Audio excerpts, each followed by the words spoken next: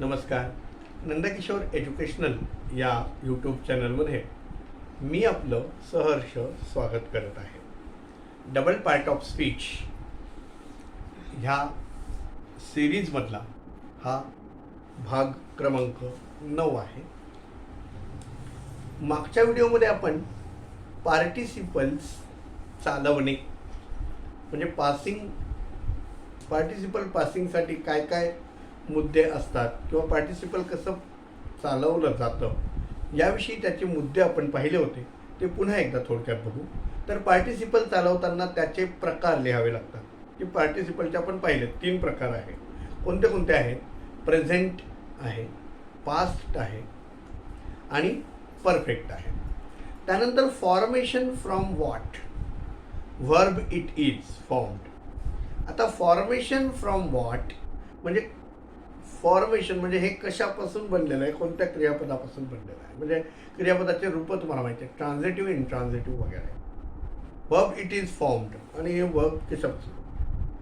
नंतर तिसरा पॉईंट तुम्हाला द्यावा लागतो प्रयोग, व्हॉइस. कर्मकर्तरी आहे की कर्मकर्मणी आहे, ॲक्टिव्ह व्हॉइस आहे और पॅसिव्ह व्हॉइस आहे.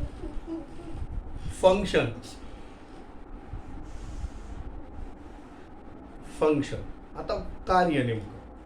विच नाउन और प्रोनाउन इट क्वालिफाईज म्हणजे नेमकं कशाला क्वालिफाय करतं, नामाला की सर्वनामाला, हे तुम्हाला द्यावे लागतात. आता याचं मॉडेल आपण एक्झाम्पल्स बघणार आहोत. पहिलं एक्झाम्पल बघा. Seeing the police the thief ran away. आता याच्याबद्दल आपल्याला काय चालवायचं आहे? सीइंग चालवायचं आहे. मग आपल्याला प्रथम काय द्यावं लागणार याचं? तर हे आपल्याला त्याच्यात पहिलं द्यावं लागेल त्याचा प्रकार, काइंड्स. मग हे काय कोणतं आहे? तर मी याचे सांगितलं, आपल्याला प्रकार सांगितला की याचे 3 प्रकार पडतात, प्रेझेंट, पास्ट आणि परफेक्ट. तर हे कोणतं येईल मग? सीइंग कोणतं येणार? ऑफकोर्स हे प्रेझेंट येणार, प्रेझेंट पार्टिसिपल येणार. Formed from the verb transitive. आता फॉर्म्ड म्हणजे कोणत्या क्रियापदापासून बनलेला आहे? तर सकर्मक क्रियापासून बनलेलं आहे वर्ब. कोणतं वर्ब आहे मग? ते सी आहे. सी पासून सीइंग बनलं. कोणतं आहे मग? पॅसिव्ह आहे की ॲक्टिव्ह आहे? आता पास्ट असतं तर ते पॅसिव्ह झालं असतं, हे प्रेझेंट असल्यामुळे ॲक्टिव्ह आहे. Qualifying the noun. आता ते नेमकं कशाला क्वालिफाईंग करत आहे? तर ते थीफ म्हणजे चोराला, आणि हॅविंग फॉर इट्स ऑब्जेक्ट आणि त्याच्यासोबत त्याचं कर्म आलेलं आहे. काय? तर पोलीस हे त्याचं कर्म आहे. पुढचं वाक्य बघा. I saw him in a moving train. हे वाक्य. आता मूव्हिंग हे काय? प्रेझेंट पार्टिसिपल आहे. Formed from the verb move. हे पण आहे, ॲक्टिव्ह आहे. Qualifying the noun train. पुढे बघा. Moving participle or moving participle adjective, present active, qualifying the noun train, or moving present participle used as an adjective active qualifying the noun train. लक्षात आलं? Rain और निस्फेल्ड ने इस प्रकार के प्रयोग में कोई भेद नहीं माना है. अगला उदाहरण दे. पुढचं वाक्य बघा. म्हणजे रेन आणि निस्फेल्ड यांनी याच्यामध्ये कुठल्याही प्रकारचा फरक मांडलेला नाही. आता पुढे बघा. The parrot came flying. आता फ्लाइंग हे काय आहे? प्रेझेंट पार्टिसिपल आहे.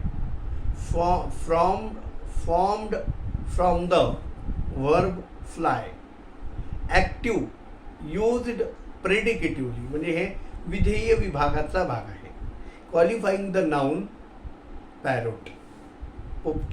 पॅरोटला ते क्वालिफाय करतात. पुढचं. Having taken his food he slipped. Having taken perfect participle आहे formed from the verb take. Active qualifying the noun, pronoun he and having for its object food. पुढचं वाक्य बघा. Gold is a metal dug out of earth. आता dug हे काय आहे? Past participle आहे. Formed from the verb dig.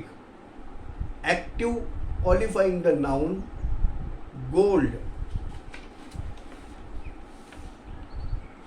पुढचं उदाहरण बघा. The man seems worried. Worried हे काय? पास्ट पार्टिसिपल आहे. Formed from the verb worry.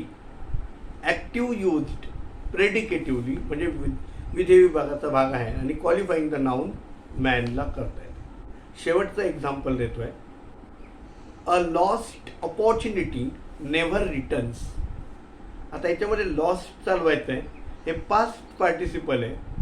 FORMED formed from the verb lose LOSE loose.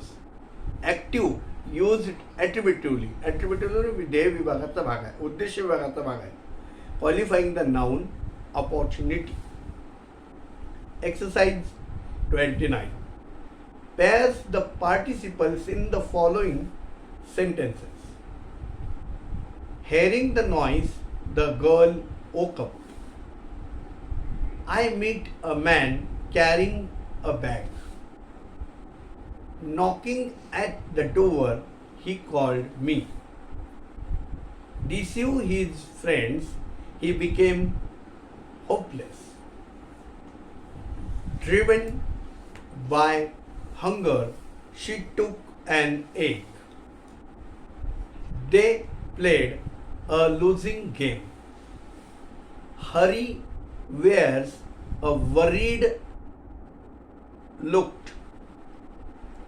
Having rested, the soldier continued his journey. He kept you awaiting yesterday. The day being fine, the party left the city. God willing, we shall succeed. Being said, he left the work. Lessons learned easily are soon forgotten.